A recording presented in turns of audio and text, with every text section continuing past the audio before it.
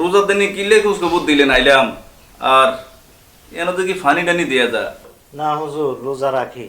ওই ভোর রাত্রে খাওয়ার পরে একটু পানি খেয়ে শুয়েছিলাম, এই জন্য পানির গ্লাস এখানে রয়েছে। ও আচ্ছা আচ্ছা আচ্ছা।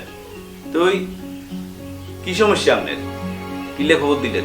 খবর দিছি হুজুর, ওই যে দশাটারে দেখলে আমার হার্টবিট বাড়ে যায়, মনে হয় যে তারা দেখলে আমার খুব ভয় হয়।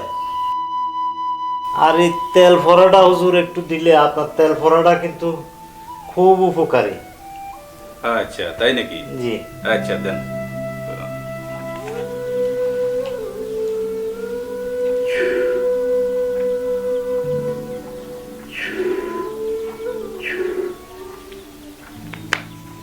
ভাই সাহেব,